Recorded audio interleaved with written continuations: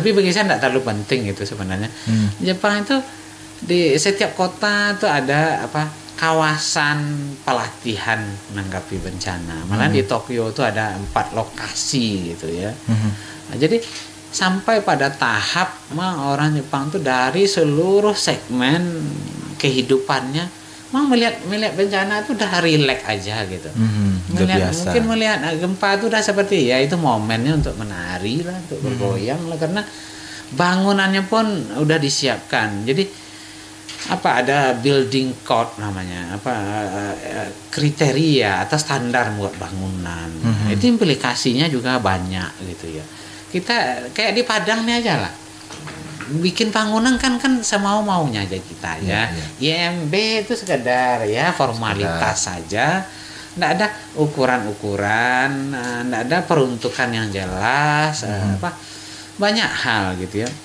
Dan ini juga mestinya menjadi kesadaran bagi kita bahwasanya daerah seperti Sumatera Barat, Padang terutama itu juga mesti dipertimbangkan apakah kita layak bangun bangunan yang tinggi-tinggi.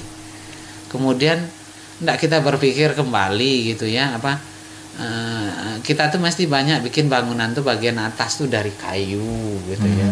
Walaupun ini juga berimplikasi serius pula terhadap perambahan hutan. Tapi sepertinya orang tua kita dulu udah mengajarkan bikin rumah gadang dari kayu. Rumah gadang tuh kan diakui sampai sekarang itu tahan gempa. Nggak ada ahli arsitektur dari luar negeri segala bikin rumah gadang itu. Tapi itu kearifan lokal, kearifan tradisional yang ternyata jauh melebihi kehebatan masyarakat modern sekarang. Jadi ada kesadaran, ada nilai-nilai tradisional yang mestinya kita gali kembali, bahwasanya orang-orang nenek moyang kita dahulu udah tahu persis bahwasanya daerah kita daerah bencana. Kemudian soal formal tadi, soal undang-undang ya 2004 yang dibilang Bung Pino tadi, tahun 2007 mengamanatkan 2008 udah ada BPBD. Dan sepertinya kita di daerahnya nunggu lagi gempa satu kali lagi, sekian kali lagi, belum juga ternyata. Jadi tetap saya kembali kepada kalau sekadar melanggar undang-undang kita ini kan udah biasa gitu ya. Udah biasa dalam pengertian udah permisif dengan soal seperti itu. Jadi sampai sejauh mana BPBD ini akan terbentuk nanti kita seperti yang saya bilang tadi, kita tidak dapat keterangan sampai sekarang gitu ya. Jadi saya berpikir malahan Sumatera Barat ini sesungguhnya BPBD-nya itu mestinya sudah ada sebelum undang-undangnya itu ada. Harusnya jauh-jauh hari, mungkin tahun 90-an udah mesti ada gitu. Karena daerah gempa kita tidak bisa rekayasa dengan teknologi apapun bahwasanya kita menghindar dari itu. Jadi kuncinya bagi saya tetap dulu disaster awareness, itu kesadaran kita daerah bencana itu mesti diberesin dulu deh. Kalau enggak, ada pun lembaganya, saya yakin juga enggak jalan tuh. Kesadarannya enggak ada juga. Kesadarannya enggak ada. Kalau wawasan, perspektif tentang itu juga enggak ada. Tapi tidak ada lembaga itu juga karena kesadaran tadi. Iya, itu pasti gitu. Jadi kita kan biasa juga kadang-kadang karena ada desakan ini itu ya bikinlah lembaganya. Sama dengan banyak lembaga yang ada di negara kita ini, karena desakan ini itu ya bikinlah lembaga komisi ini komisi itu, tapi sesungguhnya dalam prakteknya tidak jalan gitu. Jadi bagi saya kuncinya tetap bukan keberadaan lembaganya, tapi memang ada kesadaran, ada kesepakatan bersama kita di Sumatera Barat ini, dan pemerintah, orang-orang yang diamanahkan untuk itu harus didesak untuk berbuat sungguh-sungguh, bahwasanya ancaman bencana itu setiap detik akan selalu hadir mengintai kita, apalagi banjir, badai, segala macam gitu. Jadi jangan anggap enteng lah soal ini. Saya kira itu. Iya, baik, Bang Abel. Dan mungkin ini terakhir karena waktu kita juga sudah hampir habis. Bung Pino, terakhir himbauan ini kepada masyarakat.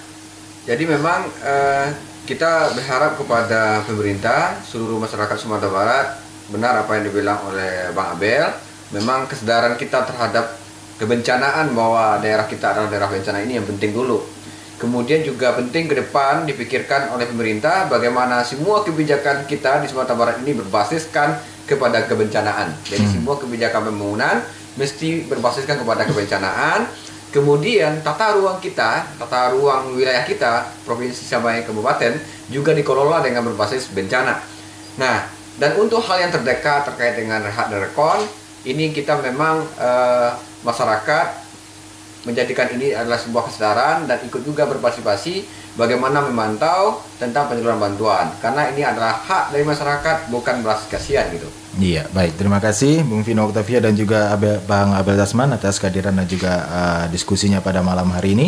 Dan pendengar, dengan demikian maka berakhir pula kebersamaan kita dalam dialog interaktif Rumah Aman Gempa untuk kesempatan malam hari ini. Mohon maaf kalau misalnya ada salah-salah kata. Akhirnya saya Yudi Yudhistira mohon pamit dari ruang dengar Anda semuanya. Wabillahi taufiq wal hidayah. Assalamualaikum warahmatullahi wabarakatuh.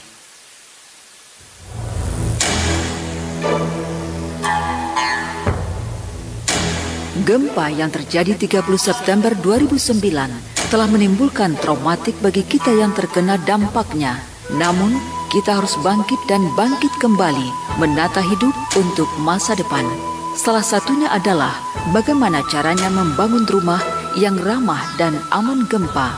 Semuanya dapat terjawab dalam acara dialog interaktif Rumah Aman Gempa di Pro 1 RRI Padang pada hari Kamis minggu pertama dan hari Kamis minggu ketiga tiap bulan jam 19.30 sampai jam 20.30 WIB.